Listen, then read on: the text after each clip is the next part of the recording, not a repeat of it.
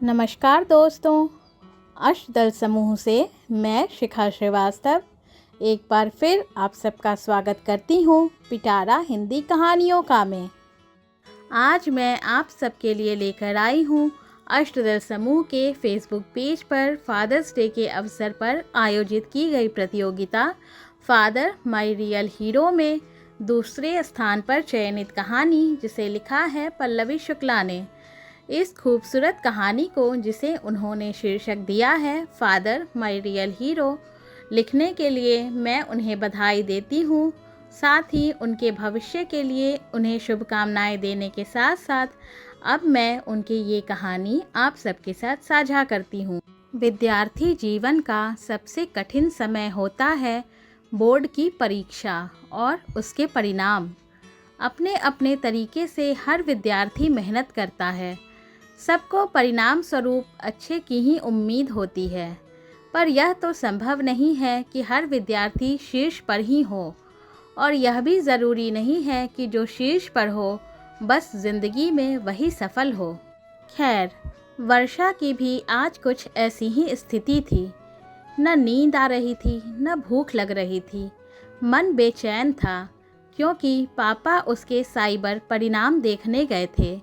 वह उन्हीं का इंतज़ार कर रही थी कि शायद फ़ोन आए, पर फ़ोन तो नहीं आया। लेकिन कुछ देर बाद बाइक का हॉर्न सुनाई दिया तो उसके दिल की धड़कन बढ़ गई।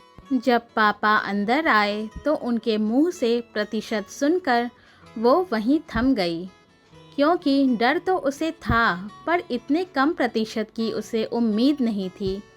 शायद वो समझ नहीं पाई थी कि ये इंटरमीडिएट है, यहाँ यह संभव है। उसे समझ ही नहीं आ रहा था कि क्या करे क्या न करे। 57% वो कैसे किसी को बताए। कमरे में जाकर बैठ गई। ये वो घटना थी जो बदली नहीं जा सकती थी।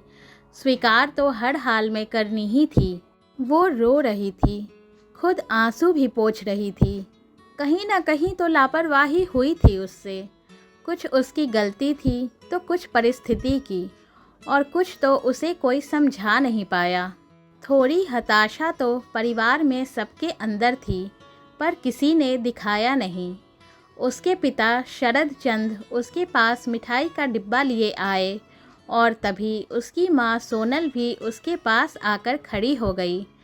शरद चंद ने कहा, मिठाई खा लो वर्षा, तुम्हारे परीक्षा परिणाम की खुशी में लाया हूँ। वर्षा पहले एकटक उन्हें देखती रही, फिर सामने से मिठाई हटाते हुए बोली, ऐसे अंक पर मिठाई नहीं खाई जाती है। ये मिठाई देखकर मेरा दर्द और बढ़ रहा है पापा, इसे सामने से हटा दीजिए। मैं इसके लायक नहीं हूँ। मैं आप लोगों की उम्मीद पर खड़ी नहीं उतर पाई। एक अंक तुम्हारी पूरी ज़िंदगी तय नहीं करता बेटा। हाँ, अच्छा होता अगर तुम बहुत अच्छे अंक से पास होती, पर कोई बात नहीं, आगे मेहनत करना। मेरे लिए सबसे खुशी की बात यह है कि तुम पास हो गई। तुम तो जानती हो ना, 11वीं में तुमने इतनी मेहनत नहीं की थी, और फिर तुमने 12वीं में मेहनत किया, उसका परिणाम है ये। हम सब समझते हैं कि परिस्थिति भी विपरीत थी। हम तुम्हें इतनी सुविधाएं नहीं दे पाए थे। सिर्फ पास होना ही ज़रूरी नहीं होता है। सबके अंक इतने अच्छे हैं, मैं कैसे किसी को बताऊंगी। वर्षा खड़ी हो गई और अपने टेबल के पास जाकर किताबों को देखने लगी। किसी को बताने की ज़रूरत क्या है, तुम्हारा परिवार जानता है, बस इतना काफ़ी है। आगे मेहनत करो, अभी पूरा जीवन बाकी है। ये तो हो गया, अब इसे बदल नहीं सकते, लेकिन हाँ, आगे का तो बदल सकते हैं। उस पर ध्यान दो और ये मिठाई खाओ। शरद चंद जी उसके आगे मिठाई करते हुए बोले। शरद चंद जी ने वर्षा के मुंह में मिठाई डाल दी। मिठाई खाते वक्त वर्षा के आंसू नहीं थम रहे थे। अपने आंसू पोंछते हुए वर्षा ने कहा, अगर आप लोग मुझ पर गुस्सा करते, मुझे डांटते तो मुझे इतना बुरा नहीं लगता, लेकिन आप लोगों का प्यार देखकर मैं खुद को कभी माफ़ नहीं कर पाऊंगी। मुस्कुराते हुए शरद चंद जी ने कहा, गुस्सा उन पर किया जाता है जो बच्चे जानबूझकर लापरवाही करते हैं। बच्चे सही रास्ते पर रहें, अपनी क्षमता के अनुसार मेहनत करें, बस माता पिता को यही चाहिए। अंक तुम्हारी पूरी ज़िंदगी को परिभाषित नहीं करते हैं। और एक बात बेटा हमेशा याद रखना, ज़िंदगी है तो सब कुछ आसानी से नहीं मिलेगा, संघर्ष तो करना ही पड़ेगा। राह कितनी भी मुश्किल क्यों न रहे, हमें चलना कभी नहीं बंद करना चाहिए। हारता वही है जो कोशिश नहीं करता है।